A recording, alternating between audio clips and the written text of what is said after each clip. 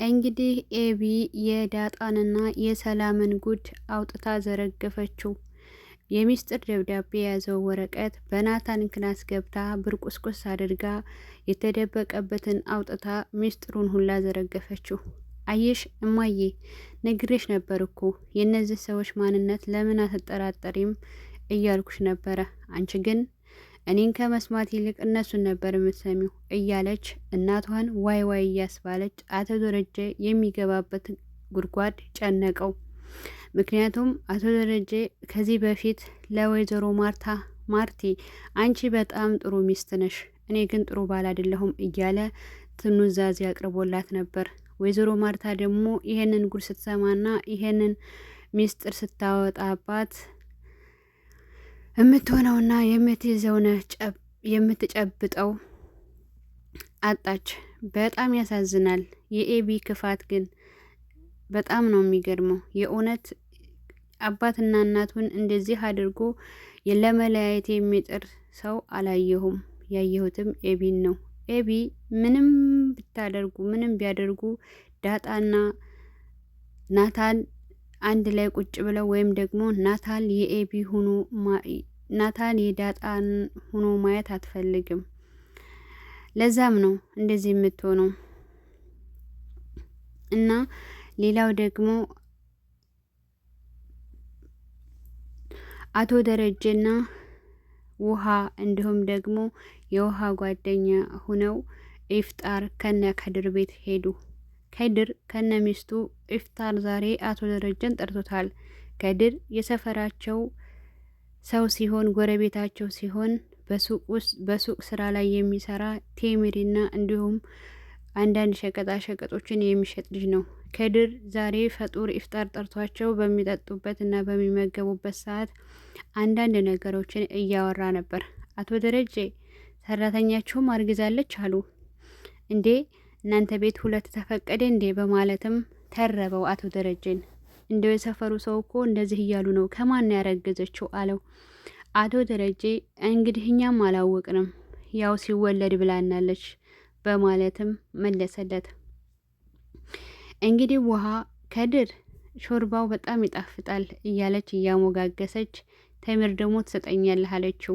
ቴምር እቤት ስትሄጂ ሰጥሻለሁኝ፣ አሁን ደግሞ አሳምቡሳ ነው የምትበዩ በማለትም እያጨዋወተ ከምጥን ጋር ሁነው ተምር እንደሚሰጣቸውና ይዘው እንደሚሄዱ ነገራቸው።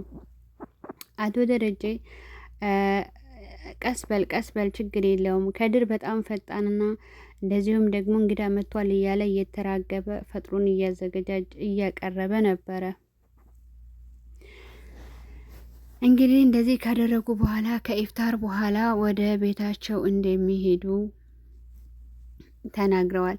ሌላው ደግሞ እንግዲህ ናታንና ኤቢ በካፌ ውስጥ ተቀጣጥረው ሂደው ራት ልጋብዝሽ በማለት ኤቢን ጠራት። ኤቢ እንግዲህ ስትሄድ የቀረበላት ሻይ ነበር። እንዴ ቆይ አንተ ሻይ ለመጋበዝ ነው እንዲህም ሁሉ አለችው።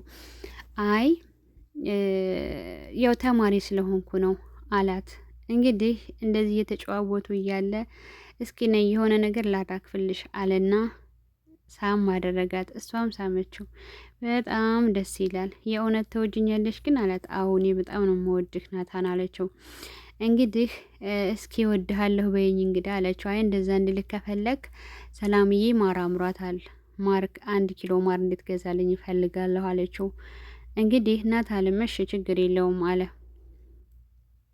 እንግዲህ ማሩን ሊገዙ ለሰላም ይዘውላል ሊሄዱ ተስማምተው ከካፌው የሻይ ልክፈል ስትለው አይኔ ነኝ የምከፍለው ብሎ ናታን ከፍሎ ዳጣና ናታን ከካፌው ወጡ።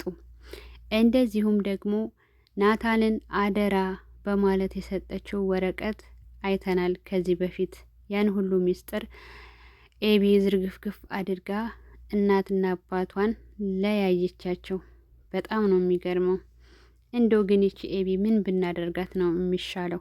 የእውነት ነው የምላችሁ። እኔ በጣም እያቃጠለችኝ ነው፣ እያበሰጫጨችኝ ነው ጋይስ።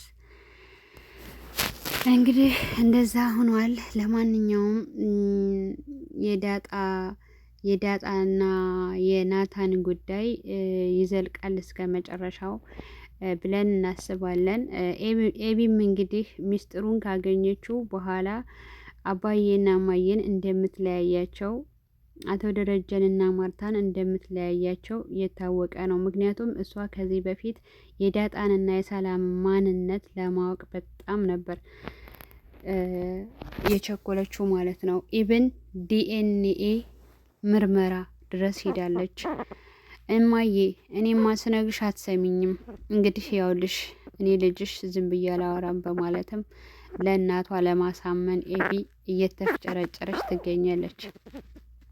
እንግዲህ ሚስጥሩን በደንብ አድርጋ የጻፈችው ሰላም ምናልባች እኔ በህይወት ምጥ በሚይዘኝ ሰዓት በህይወት ላኖር እችላለሁ፣ ካልኖርኩኝ ነው ለዳጣ ይህን ነገር የምትሰጣት አሞነ በማለትም ለናታን የተሰጠው ወረቀት ኤቢ እጅ በመግባት ብዙ አደጋና ቤት ውስጥ ችግር እንዲፈጠር ወይዘሮ ማርታም ከአቶ ደረጀ ጋር እንድትለያይ ሰላምም ደግሞ እና ዳጣም ከዛ ቤት እንዲወጡ የተደረገበት አህዋል ነው። ምክንያቱም ይህንን ሚስጥር ካወቀች እሷ የምትፈልገው ሰላም እና ዳጣን ከዚህ ቤት ማስወጣት ነው።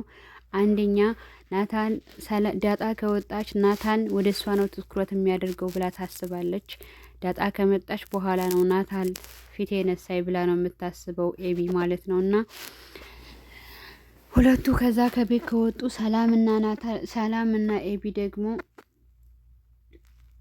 በጣም ቤስት ናቸው። ልክ የእናትና የልጅ ፍቅር አይነት አህዋል ነው ያላቸው። ይሄም በማየቷ ደግሞ በጣም ትቀናለች ኤቢ ማለት ነው። ለዛም ነው ሁለቱን እንደምንም አቀሳስራ ከቤት እንዲወጡ እናቷን የምትጎተጉታት ማለት ነው። እና ጋይስ ላይክ ሰብስክራይብ ያደረጋችሁ አብረን እናያለን።